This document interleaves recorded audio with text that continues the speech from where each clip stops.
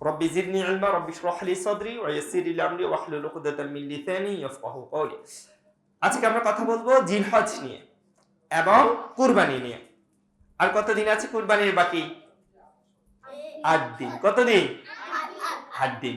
8 দিন পর শুধু গরুর গোশত আর গরুর গোশত। সকালে গরুর গোশত, দুপুরে গরুর গোশত, রাতেও আবার গরুর গোশত, মেহমানদের বাসায় গেলেও গরুর গোশত, তাই না? আচ্ছা ঠিক আছে, এই গরুর গোশত খাওয়ার আগে আমরা কিছু কাজ করতে হবে, ঠিক আছে? আচ্ছা, প্রথমে জিলহজ কি সেটা জানার আগে আমরা জিলহজের একটা প্রস্তুতি নিয়ে একটু কথা বলি, ঠিক আছে? দেখো, জিলহজের প্রথম দশকের একটা প্রস্তুতি আছে। আমরা কোথাও যদি বেড়াতে যাই আমাদের একটা প্রস্তুতি আছে না, বলো? ধর স্কুলে যাব, স্কুলে যাওয়ার আগে আমাদের প্রস্তুতি আছে কিনা? ব্যাগ গোছাতে হয়, তারপরে বই খাতা রাখতে হয়, তারপর ইউনিফর্ম পরতে হয়, তারপর তো আমরা স্কুলে যাই। তারপর ধরো কোথাও নানুর বাড়িতে যাব, নানুর বাড়িতে যাওয়ার আগে আমাদের একটা প্রস্তুতি থাকে না? হ্যাঁ, ঠিক আমরা জিলহজের আগেও আমাদের কিছু প্রস্তুতি আছে, ঠিক আছে? প্রথম প্রস্তুতি, জিলহজ মাস আসার আগ পর্যন্ত, অর্থাৎ জিলহজ মাস আসার পর্যন্ত আমরা আল্লাহর কাছে দোয়া করব আল্লাহ সুবহানাহু ওয়া তাআলা যেন আমাদের জিলহজ মাস পর্যন্ত হায়াতটাকে বৃদ্ধি করে দেন, যেন আমরা এই দশকে বেশি বেশি আমল করতে আমরা দোয়া করি না, আল্লাহ সুবহানাহু ওয়া তাআলা আমাদের যেন নেক হায়াত দান করে, যেন আমরা জিলহজ মাসে কি করতে পারি? বেশি বেশি আমল করতে। এক। 2 নাম্বার হলো আমাদের পূর্বের গুণাগুলো থেকে আমরা কি চাইবো? মাপ চাইবো। আচ্ছা, আমাদের কি ভুল কাজ কে করায় বলো তো? দুষ্ট শয়তান। ও শুধু শয়তান না, ওর কি? দুষ্ট শয়তান। ওই যে আমরা মাঝে মাঝে মিথ্যে কথা বলে ফেলি, হোমওয়ার্ক না করেও বলি হোমওয়ার্ক করে ফেলেছি, বাসায় রেখে এসেছি। এই মিথ্যাগুলো কে বলায়? শয়তান আমাদেরকে দিয়ে করায়। মাঝে মাঝে আমরাও বলি, কিন্তু শয়তান আমাদেরকে বেশি প্ররোচনা দেয়। তারা বলে যে একটু মিথ্যা কথা বললে আর কি বা হয়, তাই না? তো আমরা যে ভুলগুলো করি সেগুলোর জন্য আল্লাহর কাছে কি চাইবো বলো? ক্ষমা চাইবো। 3, জিলহজ মাসে যখন চাঁদ উদিত হবে, আমাদের প্রত্যেক মাসে চাঁদ উঠে না বলো? প্রত্যেক মাসের শুরুতে চাঁদ উঠে। এই চাঁদ উদিত হওয়ার আগে যিনি কুরবানি করবে, যিনি কি করবে বলো? তিনি তার চুল, গোঁফ, হাতের নখ যদি থাকে সেগুলো কি করবে? কেটে ফেলবে। আর বাকি কুরবানি পর্যন্ত বাকি 10 দিন সে কি এই জায়গায় নখ চুল কাটবে? এখন তোমরা প্রশ্ন করতে পারো, আচ্ছা উস্তাদ জি কেন এই কাজটা করতে হবে? এটা হচ্ছে তাওহীদের শিক্ষা। এটা হচ্ছে কি? আচ্ছা, নখ চুল কাটলে কি কুরবানির কোনো অংশ হয় বলো? কোন লাভ হয় না। এখানে সবচেয়ে বড় শিক্ষাটা হচ্ছে তাওহীদের। রাসূল সাল্লাল্লাহু আলাইহি সাল্লাম আমাদেরকে এমনটা করতে বলেছেন, আমরা রাসূল সাল্লাল্লাহু আলাইহি সাল্লামের কথাটা মানবো, এটাই হচ্ছে আমাদের মূল উদ্দেশ্য। বুঝতে পেরেছো? তাহলে আমরা কেন চলন করব? কারণ রাসূল সাল্লাল্লাহু আলাইহি সাল্লাম আমাদেরকে এই নির্দেশনা দিয়েছেন, তিনি যেভাবে দিয়েছেন ঠিক সেটাই আমরা পালন করব ইনশাআল্লাহ। 4, ইবাদতের মধ্যে বিঘ্ন ঘটাবে। ইবাদত করতে গিয়ে আমাদের কিছু কাজ আছে, ধরো খেলাধুলো হতে পারে, কার্টুন দেখা হতে পারে, মোবাইল ডিভাইস দেখা হতে পারে। এই জিনিস যেগুলো আছে, যেগুলো আমাদের ইবাদত করতে বাধা দেয়, সেগুলো থেকে আমরা কি করব? দূরে থাকবো এবং সেগুলো চিহ্নিত করব। আমরা চিন্তা করব, ও মনে হয় আমি তো বেশি টিভি দেখার কারণে বেশি ইবাদত করতে পারবো না। আচ্ছা, আমি তো জিকির করা দরকার, কিন্তু কার্টুন দেখার কারণে তো আমি জিকির করতে পারছি না। এই কারণে আমরা কি করব? এই জিনিসগুলো চিহ্নিত করব এবং এই কাজগুলো থেকে কি করব? দূরে থাকবো ইনশাআল্লাহ।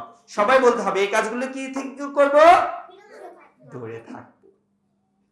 তারপর একটা প্ল্যানার তৈরি করে ফেলবো। প্ল্যানার বুঝো? যে আমরা পরীক্ষার আগে একটা প্ল্যান তৈরি করি না, যে এতটুকু পড়তে হবে, অথবা আমরা একটা রুটিন তৈরি করি, বাংলা এতক্ষণ পড়বো, ইংরেজি এতক্ষণ পড়বো, ম্যাথ এতক্ষণ পড়বো, এমন হয় না? ঠিক আমরা জিলহজের আগে কি করব? একটা প্ল্যানার তৈরি করে ফেলবো, যে প্ল্যানার থেকে আমরা এই কাজগুলো করব। আমরা সকালবেলা কি করব, দুপুরে কি করব, কোন কোন জিকির করবে, এগুলো একটা প্ল্যান তৈরি করে ফেললে আমরা বেশি বেশি কি করতে পারবো? ইবাদত করতে। কি কি করবো আমরা সেটা কিন্তু বলবো ইনশাআল্লাহ। এরপর চাঁদ উদিত হওয়ার পর চাঁদ দেখার দোয়া করব। চাঁদ দেখার দোয়া পড়েছো কালকে কেউ? সবাই ভুলে গেছে, ঢাকাতে তো চাঁদই দেখা যায় না, তাই না? চাঁদ উঠে কিন্তু আমরা দেখি চাঁদ উঠার দোয়া পড়তে হবে প্রত্যেক মাসে যখন চাঁদ উঠবে সেই দোয়াটা পড়বে। এটা কিন্তু তাওহীদের বড় একটা শিক্ষা। কারণ আমরা চাঁদ উঠার দোয়াতে বলি, হে আমার চাঁদ, তোমার সৃষ্টিকর্তা যে, আমারও সৃষ্টিকর্তা। তাহলে আমরা তাওহীদের শিক্ষা বলছি না এটা? কারণ পৃথিবীতে অনেক মানুষ আছে যারা চাঁদের পূজা করে, যারা সূর্যের পূজা করে, কিন্তু আমরা চাঁদকে বলছি প্রত্যেক মাসে কি, হে চাঁদ, তোমার রব যিনি, আমার রব। অর্থাৎ তুমিও একটা সৃষ্টি, আমিও একটা, আর আমাদের স্রষ্টাকে আল্লাহ সুবহানাহু ওয়া তাআলা। এবার জানবো আসলে কেন জিলহজটা এত গুরুত্বপূর্ণ, কেন আমাদের এত প্ল্যান নিতে হবে, কেন এত প্রস্তুতি নিতে হবে, তাই না? দেখো, রাসূল সাল্লাল্লাহু আলাইহি সাল্লাম বলেছেন জিলহজ মাসের প্রথম 10 দিন, প্রথম 10 দিনের নেক আমল, ভালো আমলগুলো আল্লাহ সুবহানাহু ওয়া তাআলার কাছে অনেক বেশি প্রিয়। এত বেশি প্রিয় যে আর কোনো আমল এর থেকে বেশি প্রিয় নয়। তাহলে দেখো আল্লাহ সুবহানাহু ওয়া তাআলার কাছে অনেক বেশি প্রিয়, অনেক বেশি। এখন সাহাবীরা জিজ্ঞেস করলো, হে আল্লাহর রাসূল, জিহাদও কি নয়? কারণ জিহাদ ইসলামের সর্বোচ্চতম একটা ইবাদতের মধ্যে অন্যতম। তখন রাসূল সাল্লাল্লাহু আলাইহি ওয়াসাল্লাম বললেন, না, জিহাদও নয়, তবে তার কথা ভিন্ন। যে জিহাদে গেছে তার জান মাল নিয়ে আর ফিরে আসতে পারেনি, অর্থাৎ সে শহীদ হয়ে গেছে, তার কথা ভিন্ন। আর এছাড়া যারা জিহাদে গেছে, জিহাদ থেকে আবার ফিরেও আসছে, তার থেকেও, অর্থাৎ সে যে আমল করেছে তার থেকেও বেশি আমল যারা জিহাদে, যারা জিলহজ মাসে করবে, তার এই আমলগুলো আল্লাহ সুবহানাহু ওয়া তাআলার কাছে, এই জিলহজ মাসের আমলটা যারা করবে তাদের কাছে প্রিয় হবে আল্লাহ সুবহানাহু ওয়া তাআলার কাছে। অর্থাৎ তারা আল্লাহ সুবহানাহু ওয়া তাআলার কাছে অনেক বেশি প্রিয় হয়ে যায়। তাহলে আমাদের এই আমলগুলো বেশি বেশি করার দরকার আছে কি নেই? আম্মু, আমরা কি কথা বলবো বলো? কথা বললে কি সুন্দর হয়? কোথাও আলোচনা হলে কথা বলতে হয় না, চুপ থেকে শুনতে হয়, ঠিক আছে? এবার জিলহজ মাসে এই দশকে আমাদের কিছু কাজ করতে হবে। সবচেয়ে প্রথম কাজ হচ্ছে তাকবীর দেওয়া। কি দেওয়া বলো তো? 2 প্রকার তাকবীর আছে। কয় প্রকার বলো?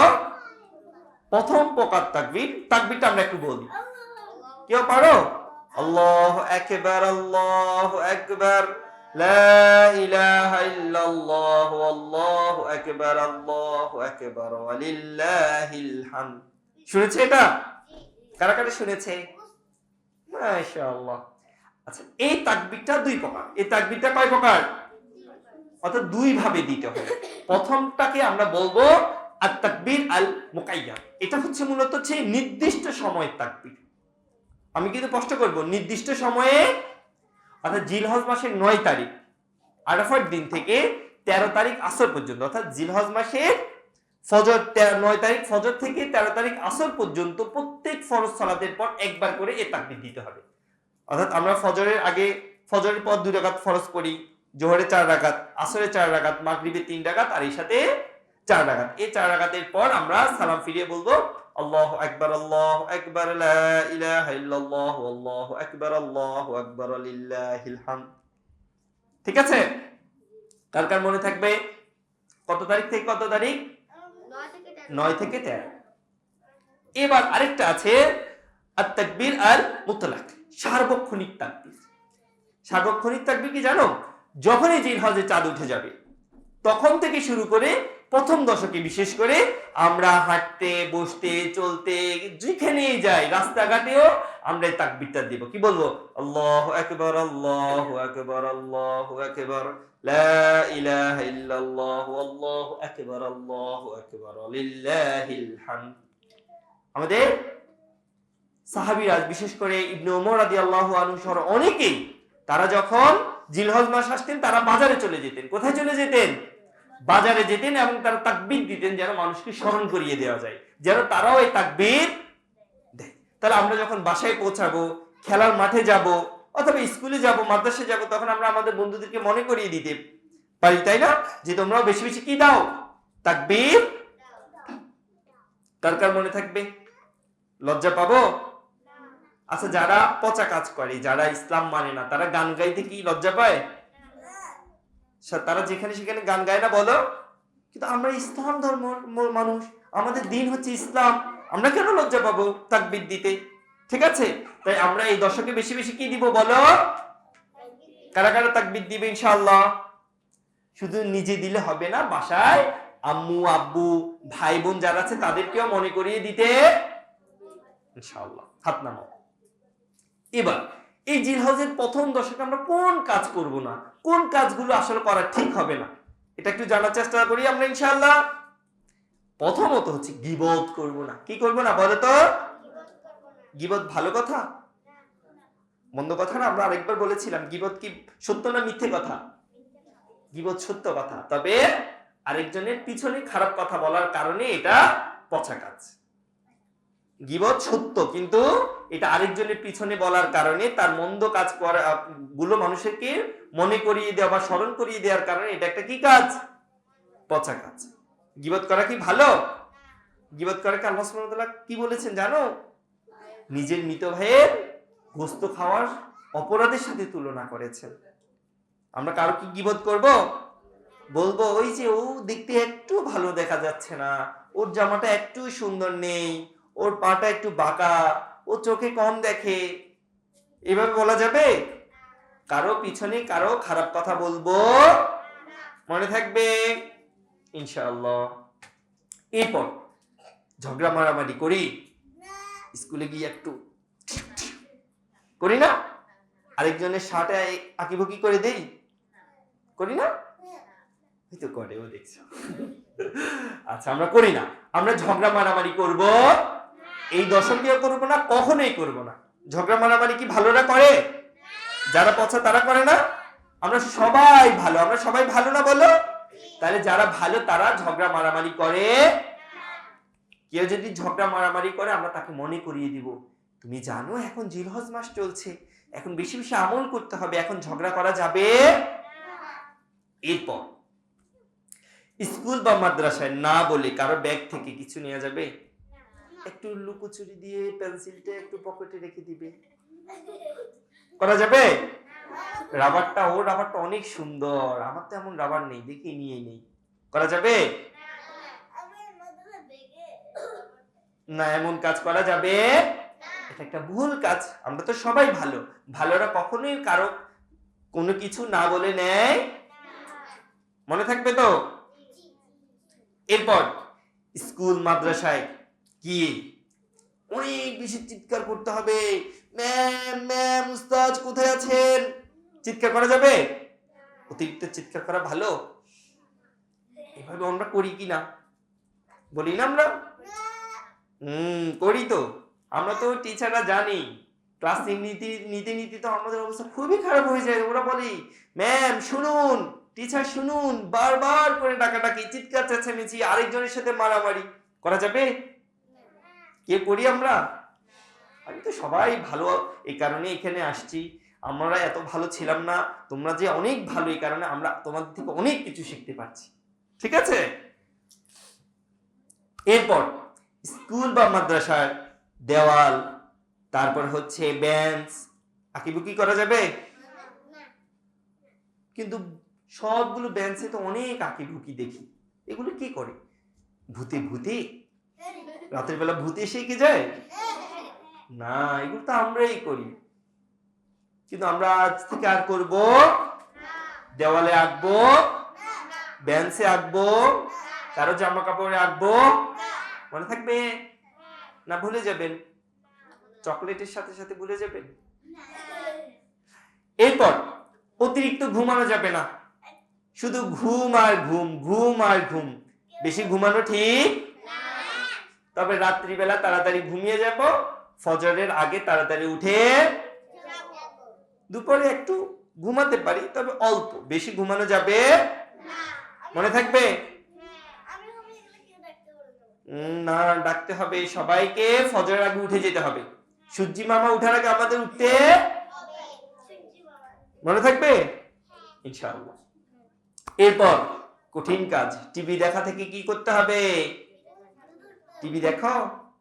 কার কার পাশে টিভি আছে? কারা কারা দেখে? না, বেশি টিভি দেখা যাবে? হ্যাঁ, নষ্ট হলে তো ভালো। টিভি বেশি দেখা যাবে? কোনো কারণে যদি বাবারা দেখে, আম্মুরা দেখে খবর বা কোনো অ্যানিমেল জাতীয় কিছু বা ইসলামিক কিছু, তাহলে হয়তো তাদের সাথে একটু বসতে পারি। তবে অতিরিক্ত কার্টুন দেখা, বসে থাকা এটা করা যাবে। মোবাইলে গেমস খেলা যাবে? একটু একটু খেলে কিছু হয়? হ্যাঁ, একটু খেললেও সমস্যা হয়। গেমস খেলা কখনোই ঠিক। আমরা গেমস খেলবো? সবাই বলো, আমরা গেমস খেলবো। আম্মুরা সবাই আছে আজকে? শুনছে কিন্তু। উস্তাদজির কাছে বলবে, পরবর্তী প্রোগ্রামে দেখবো কে কে গেমস খেলেছে। মনে থাকবে? গেমস খেলা যাবে? এরপর মিথ্যে কথা বলা যাবে না। এই দশকে মিথ্যে কথা বলা যাবে? আমরা মিথ্যে কথা বলি? ওই যে ফ্রিজের ভিতরে আইসক্রিম খাওয়ার পরে বলি যে কে খেয়েছে, মনে হয় বিড়ালি খেয়েছে, এমন বলা যাবে? দুধ পাউডার খাওয়ার পরে ওই যে দুধ পাউডার 1 চামচ খেয়ে বলবো যে কি খেয়েছে জানি, আমি তো দেখিও নি, এমন বলা যাবে? মিথ্যে কথা কখনো বলা যাবে? বন্ধুদের সাথে কথা বলার সময় মিথ্যে বলা যাবে? আবার হাসির ছলেও মিথ্যে বলা যাবে? কাউকে হাসানোর জন্য মিথ্যা বলা যাবে? আমাদের টিভিতে অনেক হাসির কার্টুন দেখায়, হাসির কৌতুক দেখায়, এগুলো শোনাও যাবে না, পড়াও যাবে? কারণ যেটা মিথ্যে সেটা বলে কাউকে হাসানো ঠিক। পানি অপচয় করা যাবে? মসজিদে গিয়ে ট্যাপটা ছেড়ে দিয়ে পানি পড়ছে আর পড়ছে, পড়ছে আর পড়ছে, এমন কাজ করা যাবে? বাসায় ব্রাশ করার সময় এটা অফ না অন? অফ। অন রেখে ব্রাশ করা যাবে? আবার যখন কুলি করবে তখন অন করে তারপর কুলি করবো, ঠিক আছে? কিন্তু একদম ব্রাশ করছি তো করছি আর পানি সব শেষ হয়ে যাচ্ছে, এমন কাজ করা যাবে? আমাদের যদি পানিগুলো শেষ হয়ে যায়, পানিগুলো নিচ থেকে যদি না আসে, আমরা কিভাবে বাঁচবো বলো? তাই আমরা কখনো পানি অপচয় করব না, ইনশাআল্লাহ। এরপর আব্বু আম্মুকে বিরক্ত করা যাবে? এই দশকে হয়তো বা অনেকের আব্বু আম্মু সিয়াম রাখবে, ঠিক আছে না? তো তাদেরকে বেশি বিরক্ত করা যাবে? এটা দাও, ওটা দাও, এটা খাবো, ওটা খাবো, এটা করব, ওটা করবে, এভাবে আম্মু আব্বুকে বিরক্ত করা ঠিক? মনে থাকবে? আম্মু ঠিক আছে, আমরা আব্বু আম্মুকে বিরক্ত করব না, তবে আমাদেরকে মাথায় রাখতে হবে আব্বু আম্মু আমাদের সবার আপনজন। সবচেয়ে বেশি আপন কে? আব্বু আম্মু। আল্লাহ সুবহানাহু ওয়া তাআলার পরে আমাদের ভালোবাসবে রাসূল সাল্লাল্লাহু আলাইহি ওয়াসাল্লামকে, তারপরে সবচেয়ে বেশি আপন কে? আব্বু আম্মু। তারা আমাদের জন্য অনেক কষ্ট করে। একদিন আমরা আব্বু আম্মু নিয়ে আমাদের একটা আদব কোর্স আসবে, ওখানে আমরা আলোচনা করব, অনেক কিছু নিয়ে কথা বলবো। তবে আজকে শুধু একটা জিনিস জানলাম, আব্বু আম্মু কি বিরক্ত করব না। খাবার অপচয় করা যাবে? এই যে কুরবানি আসলো, বললাম না সকালে গোস্ত, রাতেও গোস্ত, দুপুরে গোস্ত, সন্ধ্যায় গোস্ত, কিন্তু এতগুলো খেতে গিয়ে আমরা কি অপচয় করব? তোমরা জানো আমাদের পার্শ্ববর্তী, এই তো পার্শ্ববর্তী বলতো না, আমাদের একটা মুসলিম কান্ট্রি ফিলিস্তিন, নাম শুনেছো তোমরা? আমরা ফিলিস্তিনে একটা আলোচনা করেছিলাম, আসছিলে সবাই? ওখানে আমরা বলেছিলাম ওখানকার বাচ্চাদের এমন অবস্থা যে তারা না খেতে পেরে অনেকেই মারা যাচ্ছে, আর আমরা তো অনেক খাবার সাজিয়ে রেখেছি, অনেক খাবার নষ্ট করছি, কিন্তু তারা একটুখানি খাবারের জন্য তারা অনেকেই মারা যাচ্ছে। তাহলে আমরা কখনোই খাবার অপচয় করব না। আচ্ছা, মসজিদে দৌড়াদৌড়ি করা, চিৎকার চেঁচামেচি করা যাবে? অনেকে জুমার সময় মসজিদে যায়, দোতলায় গিয়ে তিনতলায় গিয়ে অনেক চিৎকার করে, চেঁচামেচি করে, হই হুল্লোড় করে, এমন কাজ করা যাবে? মনে থাকবে তো ইনশাআল্লাহ? মসজিদ কার ঘর? আল্লাহর ঘর। আল্লাহর ঘরে গিয়ে আমরা সুন্দর করে সালাত আদায় করব, জিকির করব, কোরআন তেলাওয়াত করব, কিন্তু চিৎকার চেঁচামেচি লাফালাফি করা যাবে না। এবার আমরা জিলহজের প্রথম দশকে কি কি কাজ করব সবাই মাথায় রাখবে এবং বাসে গিয়ে একটা সুন্দর লিস্ট করবে, লিস্ট করে আম্মুকে দিবে যে আম্মু আজকে আমরা এই এই কাজগুলো করার একটা লিস্ট প্ল্যান করেছি। ওই যে বললাম না সবার আগে চেক লিস্ট করতে হবে, ঠিক আমরা একটা চেক লিস্ট বানাবো, প্ল্যানার তৈরি করবে কি কি কাজ করব। প্রথম কাজ, সকাল সন্ধ্যা জিকির করব। সকাল সন্ধ্যার অনেকগুলো জিকির আছে না? বিসমিল্লাহিল্লাযী লা ইয়াদুররু মা ইসমিহি শাইউন ফিল আরদি ওয়ালা ফিস সামাই ওয়া হুয়াস সামিউল আলীম, এটা 3 বার পড়া। আল্লাহুম্মা ইন্নী আসআলুকা ইলমান নাফিয়া, এটা 3 বার পড়া। এরকম অনেকগুলো জিকির আছে। এগুলো আমরা কারা কারা পড়ি সকাল সন্ধ্যায়? মাঝে মাঝে পড়ি না সব সময় পড়ি? সব সময় পড়তে হবে, সকালবেলা এবং সন্ধ্যাবেলা। সকালবেলা এবং অর্থাৎ সন্ধ্যার আগে, আসরের পরে, মাগরিবের আগে আমরা পড়ে নিলেই হয়ে যাবে ইনশাআল্লাহ। মনে থাকবে সবার? তোমরা জানো যারা সকাল সন্ধ্যা জিকির করে তাদেরকে শয়তান ডিস্টার্ব করতে পারে না, খারাপ জিন যারা আছে তাদেরকে ক্ষতি করতে পারে না ইনশাআল্লাহ। এরপর সালাতুল ইশরাক বা চাষতে সালাত করবে। নাম শুনেছে এটা? সালাতুল ইশরাক কি সালাত জানো তোমরা? সালাতুল ইশরাক হচ্ছে ফজরের সালাতের পর যখন সূর্য উঠে যাবে, সূর্য উঠার পর 15 থেকে 20 মিনিট পর যে 2 রাকাত সালাত পড়া হয় এটাকে সালাতুল ইশরাক বলে। এই সালাতটা পড়লে কি সওয়াব হবে কে জানে? হ্যাঁ, একটা কবুল হজ এবং একটা কবুল উমরার সওয়াব পাওয়া যাবে। সুবহানাল্লাহ বলবেন না সবাই? তাহলে আমরা যদি শুধুমাত্র 2 রাকাত সালাত আদায় করি তাহলে একটা কবুল উমরা এবং হজের সওয়াব পেয়ে যাব। তাহলে এটা পড়ার দরকার আছে কি নেই?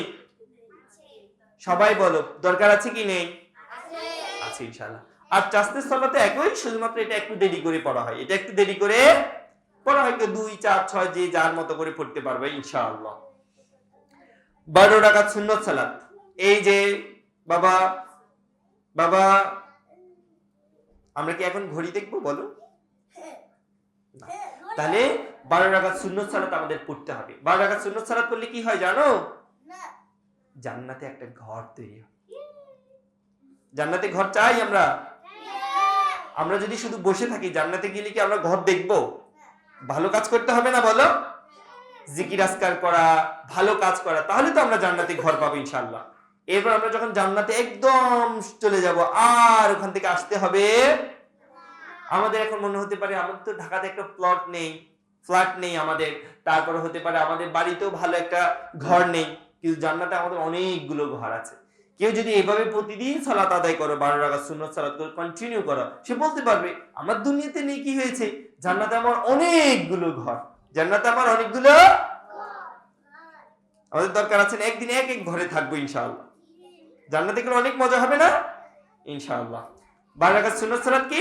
ফজরের আগে 2, জোহরের আগে 4, জোহরের আগে 4 পরে 2, তারপর হচ্ছে মাগরিবের পরে 2 আর ইশার পরে 2। মোট কত রাকাত হলো?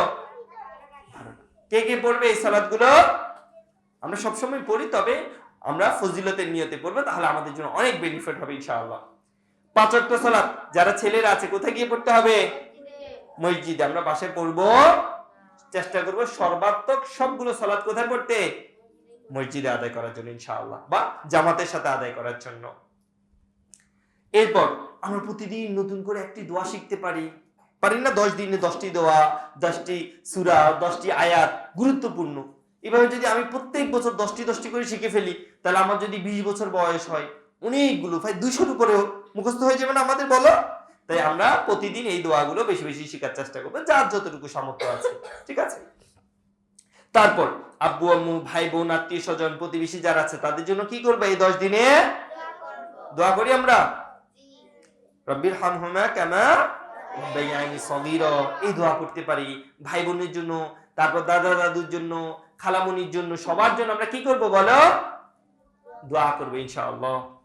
এরপর নির্যাতিত মুসলিমদের জন্য আমাদেরকে দোয়া করতে হবে। ওই যে ফিলিস্তিনে যারা আছে, গাজাতে আছে যারা, তারপরে মায়ানমারে যারা আছে, ভারতে যারা আছে, তারপর চীনের উইগুরে যারা আছে, সবার জন্য আমরা কি করব? দোয়া করব যেন আল্লাহ সুবহানাহু ওয়া তাআলা তাদেরকে কি করেন? হেফাজত করেন, এবং তাদের উপর যে অত্যাচার, জুলুম, নির্যাতন হচ্ছে সেগুলো যেন আল্লাহ বন্ধ করে দেন, এবং আমাদেরকে যেন শক্তিশালী করে দেন ইনশাআল্লাহ। সবাই বলো আমিন।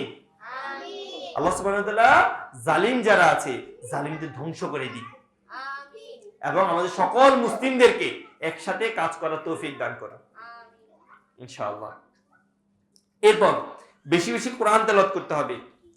বেশি বেশি কি করতে হবে বলো? কারা কারা কোরআন পড়তে পারে? মাশাআল্লাহ, বারাকাল্লাহু লাক। তাহলে আমরা বেশি বেশি কোরআন তেলাওয়াত করব। বেশি বেশি কোরআনের একটা হরফ পড়লে কত নেকি হয়? 10 নেকি। তাহলে আমরা শুধুমাত্র এই আলিফ লাম মিম বললে কত নেকি হয়ে যাবে? 30 নেকি হয়ে যাবে। হ্যাঁ, আলিফ বললে 10 নেকি হয়ে যাবে ইনশাআল্লাহ।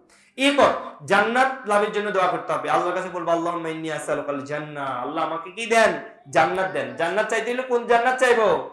জান্নাতুল ফেরদাউস চাইবো, একদম সর্বোত্তম জান্নাত চাইবো। আর জাহান্নাম থেকে মুক্তি চাইবো, হে আল্লাহ আমাকে জাহান্নাম থেকে দূরে রাখুন। জাহান্নাম থেকে কি রাখুন? দূরে রাখুন ইনশাআল্লাহ। আম্মু আমরা কথা বলবো না, চকলেট গুলো বেশি ডিস্টার্ব করছে মনে হয়। এরপর ফরজ সালাতের পর আমাদের মুস্তাহাব জিকির করতে হবে। আমরা সালাম ফিরে সাথে সাথে মুনাজাতে দাঁড়িয়ে যাব না। আমরা কি বলবো? আস্তাগফিরুল্লাহ পড়বো, আল্লাহুম্মা আনতাস সালাম ওয়া মিনকাস সালাম তাবারাকতা ইয়া যাল জালালি ওয়াল ইকরাম, এটা পড়বো। আয়াতুল কুরসি পড়বো, সুবহানাল্লাহ আলহামদুলিল্লাহ আল্লাহু আকবার পড়বো। ঠিক আছে, সূরা নাস ফালাক ইখলাস পড়বো। এই জিনিসগুলো মুস্তাহাব আমলগুলো আমাদের করতে, কারা কারা এই কাজগুলো করে? মাশাআল্লাহ। এরপর উপকারী ইলম অর্জনের জন্য বই পড়তে হবে। কারা কারা বই পড়ে? স্কুলের মাদ্রাসার বই নয়, গল্পের বই, হাদিসের বই কারা কারা পড়ে? সবাই? সবার বাসা বই আছে? মাশাআল্লাহ। আমার কুরবানির বইটা কারো বাসায় আছে? মাশাআল্লাহ, বারাকাল্লাহু লাক। ঠিক আছে, এরপর ভালো স্কলারদের আলোচনা শুনতে হবে।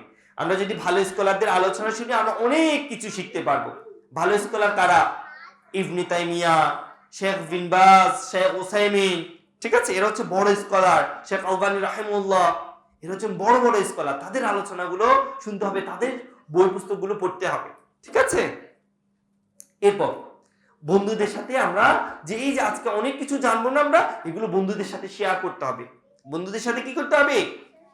শেয়ার করতে হবে। বন্ধুদেরকে বলতে হবে জানো এই কাজগুলো আমাদের করা উচিত, এই কাজগুলো থেকে আমাদেরকে দূরে থাকা। এরপর পরিচিত অপরিচিত সবাইকে সালাম দিব। কি বলবো? আসসালামু আলাইকুম। রিকশাওয়ালাদেরকে সালাম, ভ্যানওয়ালাদের সালাম, সবজিওয়ালাদের সালাম, যারা আছে আমাদের সবাইকে সালাম দিতে হবে। পরিচিতদেরকে শুধু সালাম দিব না, সবাইকে সালাম দিব, সবাইকে সালাম দিবে ইনশাআল্লাহ।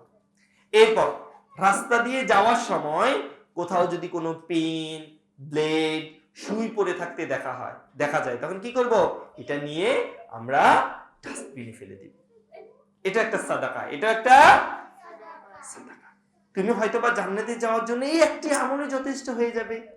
তাই আমরা রাস্তা দিয়ে যাওয়ার সময় একটা পাথর পড়ে আছে, ওই পাথরটা আমরা সরিয়ে দিব। তাহলে কি হবে? কেউ দুর্ঘটনায় কবলিত হবে না। এই জন্য আল্লাহ সুবহানাহু ওয়া তাআলা আমাদের অনেক রিওয়ার্ড দিবে, অনেক গিফট দিবে ইনশাআল্লাহ জান্নাতে। মনে থাকবে ইনশাআল্লাহ।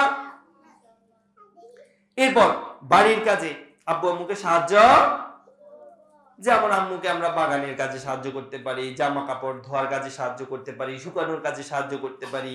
আবার বাবার সাথে আমরা ঘর গোছাতে পারি, ঘর পরিষ্কার করতে। কারা কারা আব্বু আম্মুর সাথে কাজ করে? মাশাআল্লাহ, সত্যি কথা? ঠিক আছে, মাশাআল্লাহ। এরপর স্বাস্থ্যকর খাবার খেতে হবে। স্বাস্থ্যকর খাবার, মাশাআল্লাহ। এরপর সাধ্যমতো আল্লাহর গুণবাচক নাম। আল্লাহর অনেকগুলো নাম আছে, অনেকগুলো নাম। আমরা 99টা পর্যন্ত জানি, ঠিক আছে, কিন্তু অনেকগুলো গুণ আছে আল্লাহ, যেগুলো আমরা হয়তো সবগুলো জানি, তবে এগুলো জানতে মনে থাকবে ইনশাআল্লাহ। কাদের কাদের মনে থাকবে? মাশাআল্লাহ। এরপর বেশি বেশি ইস্তিগফার করতে হবে। আস্তাগফিরুল্লাহ, কি বলতে হবে? আস্তাগফিরুল্লাহ। এরপর দরুদ পড়তে হবে। আজকে কি বার বলো তো? জুমাবার। কি বার? জুমাবারে বেশি বেশি কি করতে হয়? দরুদ পড়তে হয়। আজকে সূরা কাহফ পড়েছে কে? একজন, দুইজন, সবাই হাত তুলে ফেলেছে। সত্যি কথা? মাশাআল্লাহ, বারাকাল্লাহু লাক। আমরা প্রত্যেক জুমায় কি করব? সূরা কাহফ পড়ব, বেশি বেশি দরুদ পড়ব। আর বাকি সময়গুলোতে আমরা বেশি বেশি কি করব? দরুদ পড়ব ইনশাআল্লাহ। তারপর বেশি বেশি জিকির করব, বেশি বেশি জিকির করব। আচ্ছা, আমরা একটু শেষ করে ফেলি এখানে। সর্বশেষ বলি, ঘুমানোর আগে সবাইকে ক্ষমা করে দিব। ঘুমানোর আগে সবাইকে কি করব? কোনো বন্ধু যদি আমাকে আঘাত করে, ব্যথা দেয়, তারপর রাগ রাখবো না। আম্মু আব্বু কোনো কারণে বকা দিলে তার উপরেও রাগ রাখবো। সবাইকে ঘুমানোর আগে আল্লাহকে বলবো, আল্লাহ কেউ যদি ভুলে আমাকে কষ্ট দিয়ে থাকে, কেউ যদি ইচ্ছাকৃত দিয়ে থাকে, আমি তাকে ক্ষমা করে দিলাম। আর আমরা যদি তাদের ক্ষমা করে দিই, আল্লাহ আমাদের কি করবেন? আমাদেরও ক্ষমা করে দিবেন। আর ক্ষমা পেলে আমরা কোথায় যাব? জান্নাতে ইনশাআল্লাহ। এরপর আমরা এখন জানবো ইয়ামু আরাফা সম্পর্কে। নাম শুনেছি ইয়ামু আরাফা? ইয়ামু আরাফা মানে আরাফার দিবস। ইয়ামু আরাফা মানে কি? যারা হজে যায় তারা ইয়ামু আরাফাতে অবস্থান করে। তোমরা জানো ইয়ামু আরাফার দিবসকে মূলত এই দিনে হাজিরা আরাফা আছে না, আরাফার একটা জায়গা, ওই জায়গায় অবস্থান করে। ওই জায়গায় কি করে? অবস্থান করে। এই দিবসে আরাফা অবস্থান করা হজের অনেক বড় একটা আমল। এটা ছাড়া হজ হবে? আরাফা অবস্থান করতে হয়, ঠিক আছে? আরাফার দিবসের কি ফজিলত আছে জানার দরকার আছে। আমরা হজে যাব একদিন ইনশাআল্লাহ। কারা কারা হজে চায় ইনশাআল্লাহ বলো?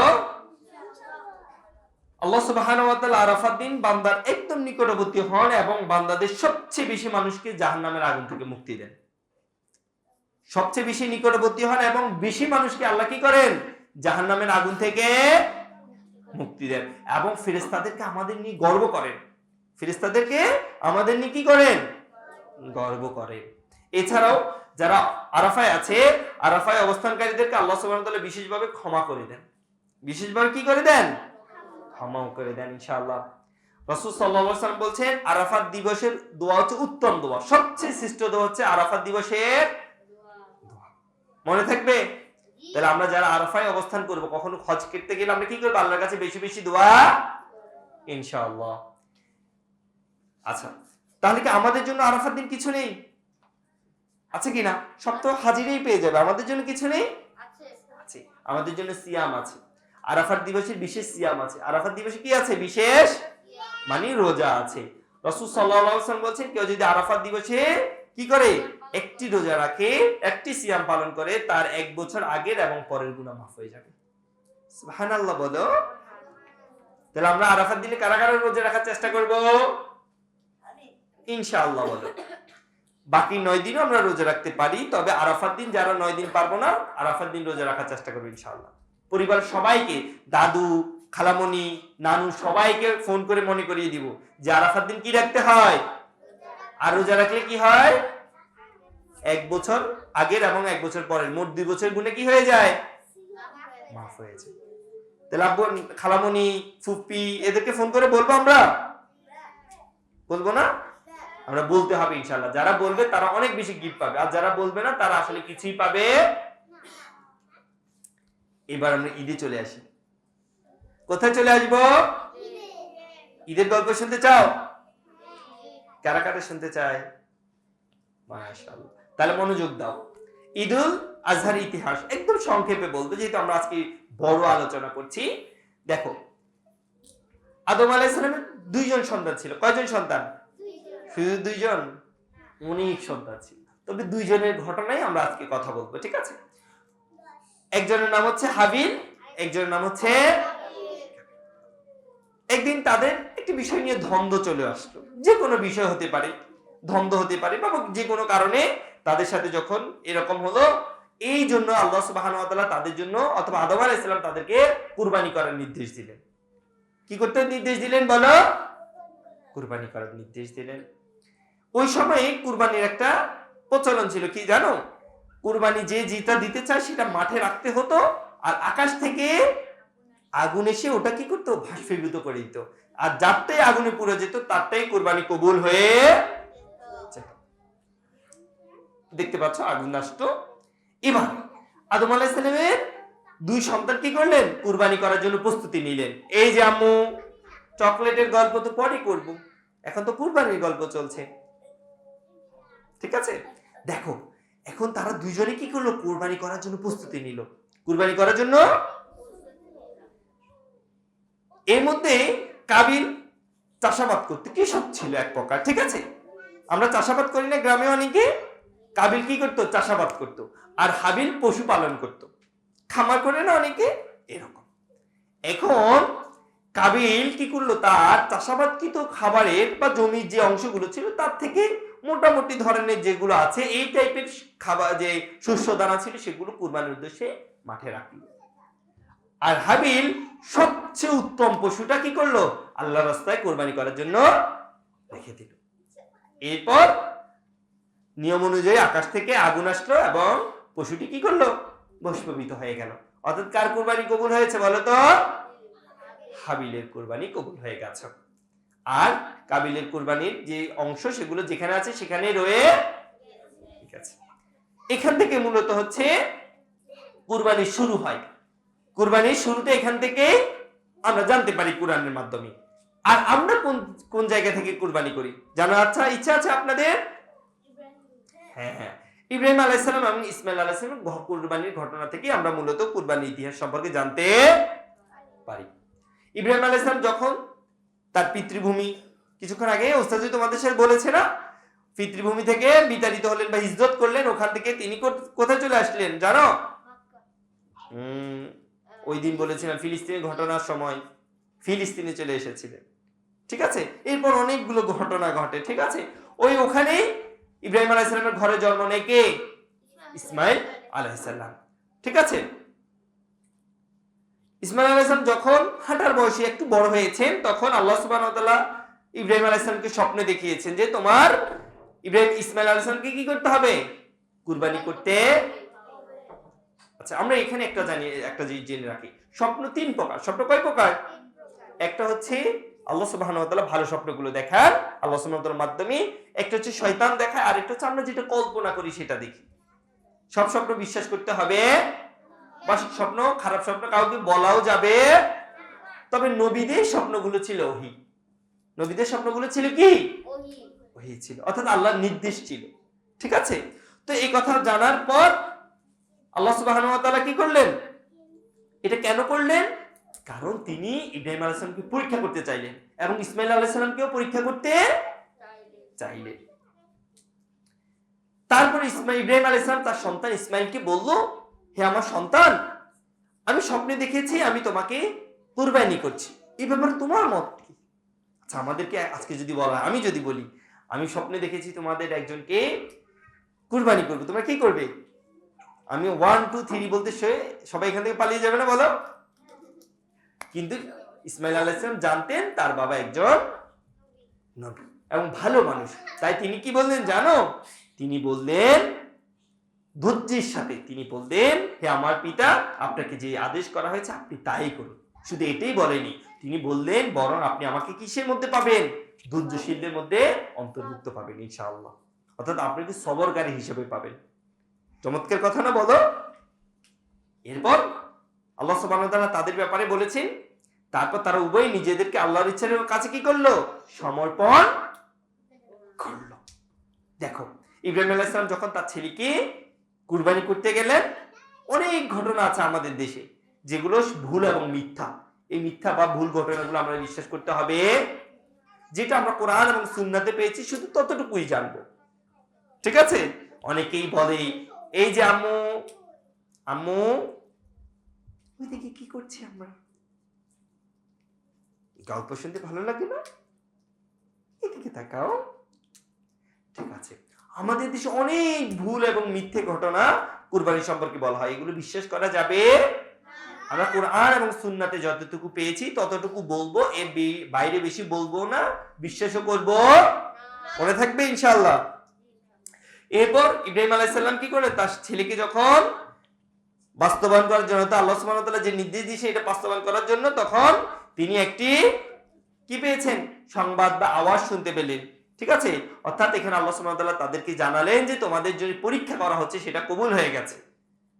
অর্থাৎ তোমাদেরকে যে পরীক্ষা করা হচ্ছে সেটা কি হয়ে গেছে? আল্লাহ কবুল করেছেন। তোমাদেরকে কি করতে হবে না, তোমাদের আনুগত্য প্রমাণিত হয়ে গেছে, তোমাদের কুরবানি করতে হবে না। ইব্রাহিম আলাইহিস সালাম তখন পিছন থেকে ফিরে দেখলেন যে একটা সুন্দর সিংহওয়ালা কি সাদা দুম্বা বা ছাগল টাইপের যে হোক এই টাইপের একটা আছে। তখন তিনি আল্লাহর রাস্তায় কি করলেন? এটা কুরবানি। আর সেই থেকে আমরা কি করি? কুরবানি। মনে থাকবে সবার ইনশাআল্লাহ। এছাড়া আরো অনেক ঘটনা আছে কুরবানি উপলক্ষে, অনেকেই বলে এগুলো বেশি বিশ্বাস করা যাবে। অনেকে বলে ইব্রাহিম আলাইহিস সালাম তার সন্তানকে মিথ্যে বলে দাওয়াতের কথা বলে নিয়ে গিয়েছেন, তার স্ত্রীকে মিথ্যে বলে নিয়ে গেছেন, এগুলো বিশ্বাস করা যাবে? কারণ এগুলো আল্লাহ সুবহানাহু ওয়া তাআলা আমাদেরকে জানাননি, যতটুকু জানিয়েছেন আমরা ততটুকুই বিশ্বাস করব ইনশাআল্লাহ। ঠিক আছে? ওই কার্টুনে বানিয়েছে, দেখছো সব ভুল মিথ্যা জিনিস আমাদেরকে শেখানো হচ্ছে। আমরা যতটুকু জানবো ততটুকুই কোরআন এবং সুন্নাহ থেকে দেখে নিব, তাই না? ইনশাআল্লাহ। এবার বলো কত তারিখ পর্যন্ত কুরবানি করা যায়? কুরবানি কি একদিন? ইনশাআল্লাহ। অর্থাৎ জিলহজ মাসের 10 তারিখ থেকে 13 তারিখ আসরের আগ অথবা মাগরিবের আগ পর্যন্ত আমরা কি করতে পারবো? কুরবানি করতে পারবো ইনশাআল্লাহ। মনে থাকবে? এগুলো থেকে প্রশ্ন করা হবে। আচ্ছা, সবাই কি কুরবানি দিতে পারবে? যারা গরিব, যাদের টাকা নেই, তারাও কি কুরবানি দিতে হবে? না। দেখো রাসূল সাল্লাল্লাহু আলাইহি ওয়াসাল্লাম বলছেন প্রত্যেকেই তার পরিবারের পক্ষ থেকে যারা সামর্থ্যবান তারা একটি করে কুরবানি দিবে প্রতি বছর। পরিবারের পক্ষ থেকে একটি করে কুরবানি, অর্থাৎ আমাদের আব্বুরা আমাদের পরিবারের পক্ষ থেকে একটি দিবে, আমাদের চাচারা তাদের পরিবারের পক্ষ থেকে একটি দিবে। পরিবার মানে হচ্ছে কি? বাবা মা ছেলে মেয়ে, বাবা মা ছেলে মেয়ে, এটা হচ্ছে পরিবার। আবার সবাই মিলে একসাথে দিব না, ঠিক আছে? ভাগ করে দিতে পারি, চাচুরা আলাদা বাবারা আলাদা, একসাথে আমরা ভাগা দিতে পারি, তবে একজনে সবার বলে প্রচলিত করা যাবে।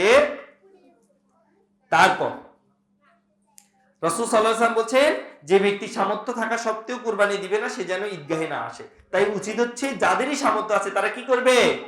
কুরবানি। কারা কারা কুরবানি দিতে চাও? বড় হলে ইনশাআল্লাহ, ইনশাআল্লাহ। এখন তো বাবারা দিবে, ঠিক আছে না? এবার বলো সব পশু দিয়ে কুরবানি করা যাবে? মুরগি দিয়ে কুরবানি করা যাবে? হাঁস হাঁস না।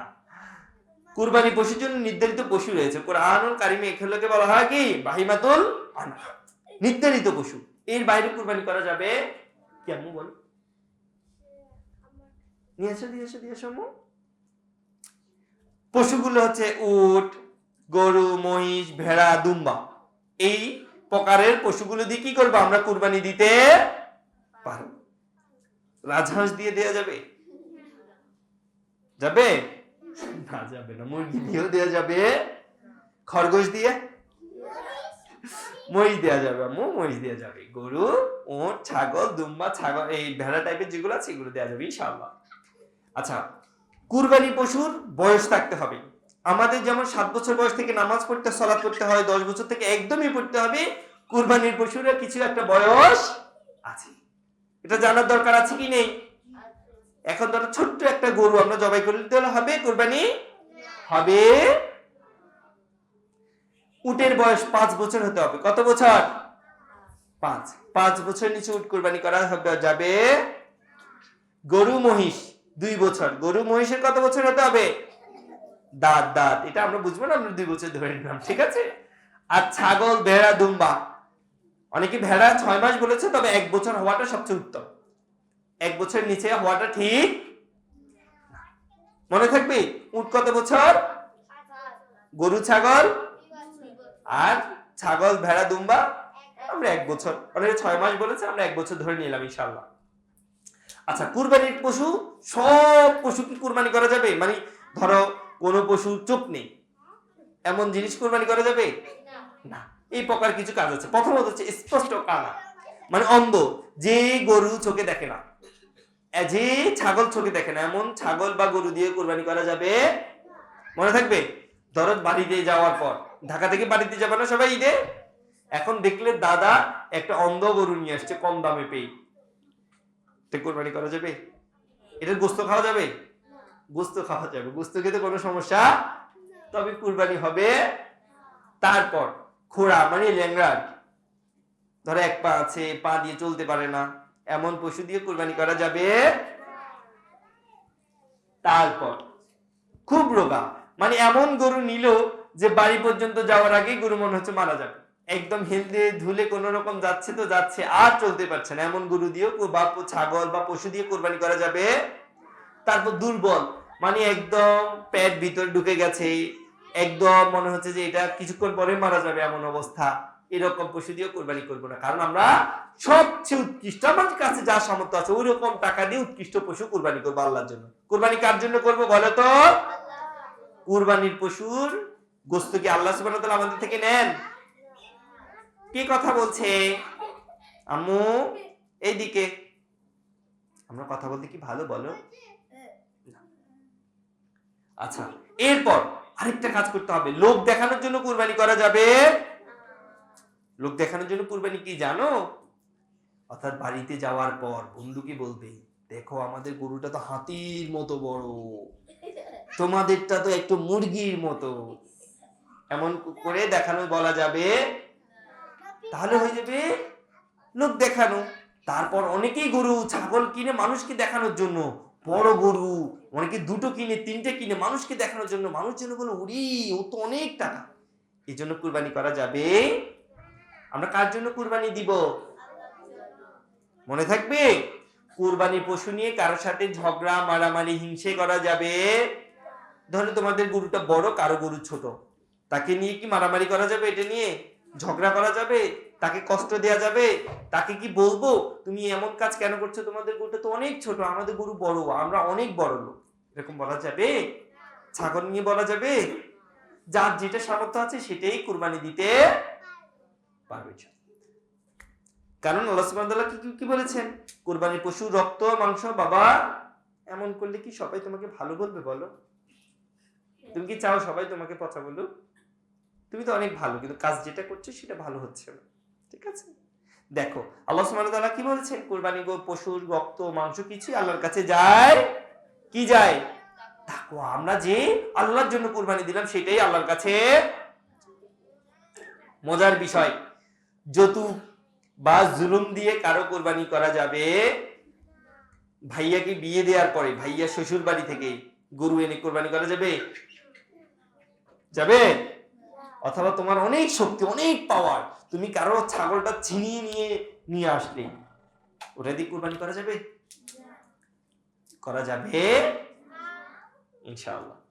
আচ্ছা, কুরবানির কিছু ভুল নিয়ে কথা বলি ইনশাআল্লাহ, শেষ করে ফেলবো আমরা আর 10 মিনিট ইনশাআল্লাহ। প্রথমত হচ্ছে ঈদের সালাতের আগে কুরবানি করা যাবে? এখন তুমি সকালবেলা ঘুম থেকে উঠেই চিন্তা করলে নামাজ পড়বো আগে কোরবানি করি, কুরবানি করে গোস্তগুলো রেখে তারপরে নামাজে যাব, নামাজ থেকে এসে খাওয়া শুরু, এমন করা যাবে? সালাতের আগে কুরবানি করা যাবে? 2, কুরবানির পশুর সামনে আমরা কি করব না? ছুরি ধার দিব।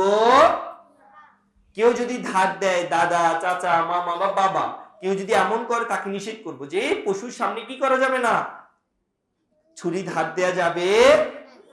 কারণ পশুটা তখন ভয় পেয়ে যেতে পারে, লাফালাফি করে যদি পালিয়ে যায় তখন আমরা কি গোস্ত খাবো বলো? কোরবানি দিতে পারবো? গোস্ত খেতে পারবো না, কোরবানিও দিতে পারবো। এরপর ভোঁতা ছুরি, অর্থাৎ যে ছুরিতে ধার নেই এমন ছুরি দিয়ে কুরবানি করা যাবে? অবশ্যই কুরবানি পশুর জন্য যেটা দিয়ে জবাই করব সেটা সুন্দর করে ধার দিতে হবে। আম্মু বসো, আরেকদিন দেখতে পাচ্ছে না, মনে থাকবে? আব্বু আম্মুকে বলবো একটা ভালো ছুরি দিয়ে আমরা কুরবানি পশুটাকে জবাই করবো ইনশাআল্লাহ, মনে থাকবে? যেন কুরবানি পশুকে কষ্ট না দেয়া হয়, ঠিক আছে? তারপর কুরবানির পশুর চামড়া গোস্ত বিক্রি করা যাবে?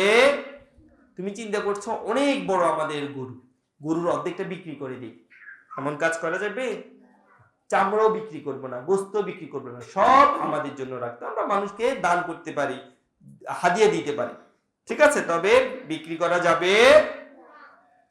তারপর এটা খুবই গুরুত্বপূর্ণ, তোমরা ছোট তারপর জানিয়ে রাখছি, কুরবানির পশুর গোস্ত দিয়ে যারা কুরবানির কাজ করে কসাই, তাদের মূল্য পরিশোধ করা যাবে? একটু বুঝিয়ে বলি, ধরো আমি তোমাদের বাসায় কুরবানির কসাই হিসেবে গেলাম, এখন তোমরা আমাকে বললে তো আমাকে 1000 টাকা দিবে আর 5 কেজি গোস্ত দিবে অথবা 2 কেজি গোস্ত দিবে, অর্থাৎ মূল্য 1000 টাকাও দিবে সাথে 2 কেজি গোস্ত দিবে, এমন কাজ করা যাবে? আমি যদি গরিব হই আমাকে আলাদা করে গোস্ত দিতে পারো, তবে এটার সাথে অ্যাড হয়ে গোস্ত বিক্রি করা যাবে না বা মূল্য পরিশোধ করা যাবে? মনে থাকবে, কারণ কুরবানির গোস্ত কি করা যায় না? মূল্য দিয়ে পরিশোধ করা যায়। কুরবানির সাথে আকিকা দেয়া ঠিক না, আমরা অনেকেই দেই, এটা ঠিক না, আমরা এটা ছোট জেনে রাখলাম ইনশাআল্লাহ। আচ্ছা, কুরবানির কিছু আদব নিয়ে কথা বলি। প্রথম হচ্ছে নিজ হাতে কুরবানি করা। আমরা তো ছোট, আমরা হয়তো ভয় পাবো, তবে আমরা যখন বড় হব ছেলেরা নিজ হাতে কুরবানি করার চেষ্টা করতে হবে। বিসমিল্লাহ আল্লাহু আকবার, মনে থাকবে? ভয় নেই। ছেলেদের কিসের ভয়? মুসলিমরা ভয় পায় না। শুধু হুজুরের জন্য অপেক্ষা করলে হবে না, নিজের পশু নিজে জবাই করে দিবেন ইনশাআল্লাহ, ঠিক আছে? তারপর কার নামে কুরবানি করব বলো? হ্যাঁ, আমাদের দেশে অনেকেই কি করে, আমাদের না বলে যে আব্দুর রহিমের নামে কুরবানি, তারপরে সফেদা খাতুনের নামে কুরবানি, আয়েশার নামে কুরবানি। না, আমাদের পক্ষ থেকে কুরবানি হবে। কার নামে কুরবানি হবে? আল্লাহর নামে। আমরা বলবো আমাদের আল্লাহর নামে আমাদের পক্ষ থেকে কুরবানি করছি। মনে থাকবে ইনশাআল্লাহ।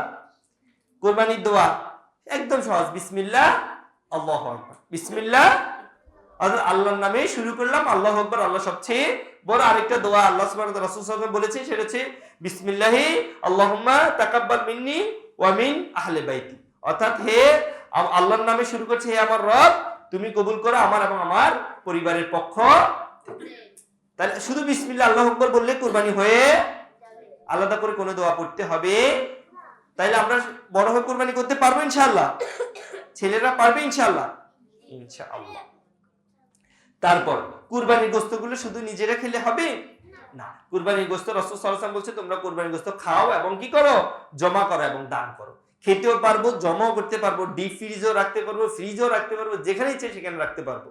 তবে সবগুলো রাখলে হবে তিন ভাগে ভাগ করার ব্যাপারে বলা হয়েছে। যা এটা এরকম নয় যে মেনুটা 3 ভাগ করতে হবে, 1 কেজি 1 কেজি 1 কেজি না।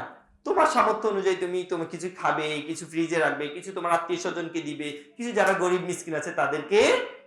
তবে আমাদের মনে রাখতে হবে আমরা তো মাঝে মাঝে গরুর গোশত খাই না, ছাগলের গোশত খাই না, বা মুরগির গোশত খাই। কিন্তু আমাদের অনেক মানুষ আছে যারা কখনোই গরুর গোশত খেতে পারে না টাকার জন্য, ছাগলের গোশত খেতে পারে না। আমরা চেষ্টা করবো আমরা কম খেয়ে তাদেরকে একটু বেশি দিতে ইনশাআল্লাহ। মনে থাকবে। সবচেয়ে গুরুত্বপূর্ণ কাজ কুরবানি করার পর কুরবানির রক্ত, ময়লা, বজ্র যেগুলো আছে এগুলো যেখানে সেখানে রেখে দিব, রাস্তায়, বাড়িতে গেলে বাড়িতে, মাঠে ঘাটে, যেখানে না। এগুলো সুন্দর করে পানি দিয়ে পরিষ্কার করব, যেগুলো দরকার সেগুলো গর্তে পুঁতে দিব। অথবা পৌরসভা যারা আছে, সিটি কর্পোরেশন যারা আছে তারা তো বড় বড় ব্যাগ দিবে, ব্যাগের ভিতর রেখে আমরা এটা কি করব, পৌরসভার ব্যান আসলে তারা নিয়ে যাবে। তবে সুন্দর করে রাখবো, ভালো করে ধুয়ে মুছে পরিষ্কার করে দিব। নাহলে কুরবানি করে যে সওয়াব হবে, মানুষকে কষ্ট দেওয়ার পরে আরো বেশি কি হয়ে যাবে, গুনাহ হয়ে। আমরা আব্বুকে, আম্মুকে, চাচুকে, দাদাকে বলবো যে আপনারা এটা কুরবানি করার পর সুন্দর করে পরিষ্কার করে দিন। সুন্দর করে কি করে দিন, পরিষ্কার করে দিন। আমরা তাদের সাথে থাকবো ইনশাআল্লাহ। কারা কারা পরিষ্কার করে দিবে কুরবানির পর? রাস্তাঘাটে যেখানে সেখানে ময়লা আবর্জনা রেখে দিব আমরা, মনে থাকবে তো ইনশাআল্লাহ। ইনশাআল্লাহ। দাদা নেই, যে আছে, বাবা হোক, চাচা হোক, যে হোক। আচ্ছা, এবার আমরা সর্বশেষ ঈদের দিন কিছু বর্জনীয় কাজ সম্পর্কে বলি। ঈদের দিন আমরা কাফিরদের মতো করে গান, অনুষ্ঠান, চিৎকার চেঁচামেচি, নাচানাচি করা যাবে? মনে থাকবে? তারপর অমুসলিমদের মতো পোশাক পরা যাবে? পরা যাবে বলো? যাবে না। তারপর বেড়াতে গেলে যারা মেয়েরা আছে, আম্মুরা, তোমরা বেড়াতে গেলে অবশ্যই পর্দা করে বের হতে হবে। পর্দা ছাড়া ঈদের জামা, নতুন জামা সবাইকে দেখানোর জন্য বের করা যাবে? হিজাব ছাড়া অবশ্যই না ইনশাআল্লাহ। তারপর টিভিতে অনেকগুলো অনুষ্ঠান হয়, ঈদের অনুষ্ঠান দেখা যাবে, ঈদের নাটক দেখা যাবে, ঈদের কার্টুন দেখা যাবে?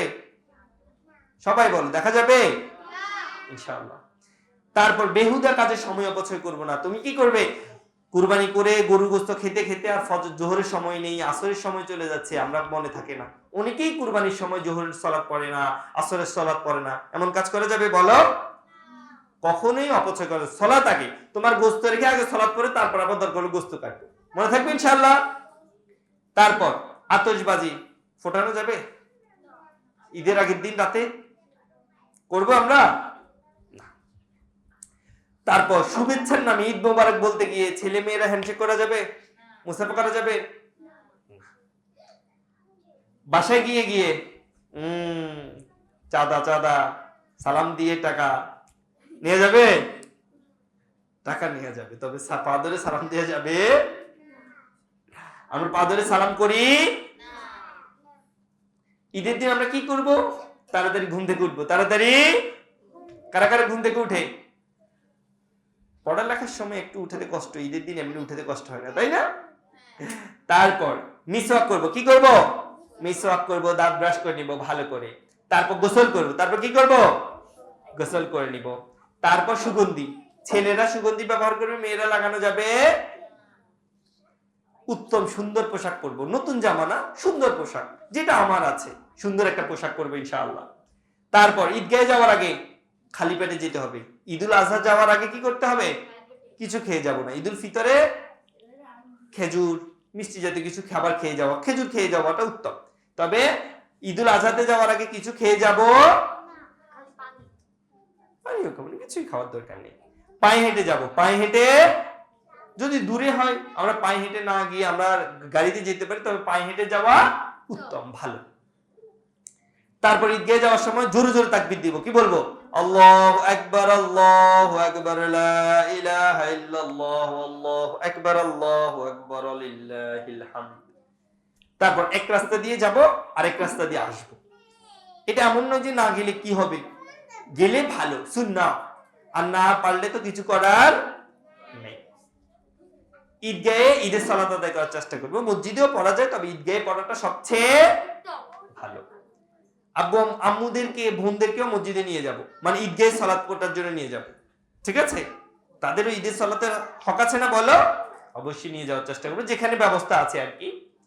তারপর ঈদের সালাত শেষে আমরা কি করব? মুসাফা করব, একজনের সাথে একজনের দোয়া করব, ছেলেরা ছেলেদের সাথে, মেয়েরা মেয়েদের সাথে। মুসাফা করতে গেলে একদম ঝাঁকি টাকি দিয়ে একদম হাত টাত নড়িয়ে ফেলা যাবে, সুন্দর করে মুসাফা করব, ঠিক আছে? এক হাতে করবে, এক হাতে করাটাই সুন্নাহ, একদম এভাবে ঝাঁকুনি দেওয়ার দরকার। কি বলবো দোয়া? তাকাব্বালাল্লাহু মিন্না ওয়া মিনকা, অথবা সবাইকে বলতে সামগ্রিকভাবে মিনকুম। শেষে ঈদের দিন শুধু গোশত নিজে খেলে হবে, আশেপাশে যারা আছে প্রতিবেশী বন্ধু সবাইকে কি করতে হবে? দাওয়াত দিতে হবে। তারপর ঈদের দিন আশেপাশে যারা গরিব অভাবগ্রস্ত তাদেরকে কি করতে হবে? গোশত হাদিয়া দিতে হবে, গোশত বিতরণ করতে হবে ইনশাআল্লাহ। কুরবানির শিক্ষা আমরা সর্বশেষ বলি, এক হচ্ছে কুরবানির মাধ্যমে আমরা ত্যাগের শিক্ষা হয়। এই যে আমাদের অনেক টাকা দিয়ে একটা গরু কিনে নিজে খেয়ে নিজে জবাই করে নিজেও কিছু খাই, মানুষকেও দিই, এটা একটা বড় ত্যাগ না বলো? আমাদের অনেকগুলো টাকা থেকে আমরা আল্লাহর রাস্তায় দান করি না বলো? হ্যাঁ। তারপর বিশুদ্ধ নিয়ত এবং তাকওয়া শিক্ষা হয়, অর্থাৎ আমাদের অন্তর থাকে কার জন্য আমরা কুরবানি করছি? আল্লাহর জন্য। তারপর ধৈর্যের শিক্ষা, ধৈর্যটাও আসে, কিভাবে আসে? এই যে কুরবানি করি আমরা আল্লাহর জন্য, কুরবানি করি নিজের সম্পদ থেকে মানুষকে দিয়ে দিচ্ছি, এটা একটা বড় ধৈর্য, সবাই এটা পড়তে পারে। তারপর আনুগত্য শিক্ষা, আমরা কার জন্য কুরবানি করি? কে নির্দেশ দিয়েছেন? আল্লাহ সুবহানাহু ওয়া তাআলা। এই জন্য এটা আল্লাহ, আর আল্লাহর বড়ত্ব ঘোষণা করি কিভাবে? বিসমিল্লাহি আল্লাহু আকবার। মনে থাকবে ইনশাআল্লাহ।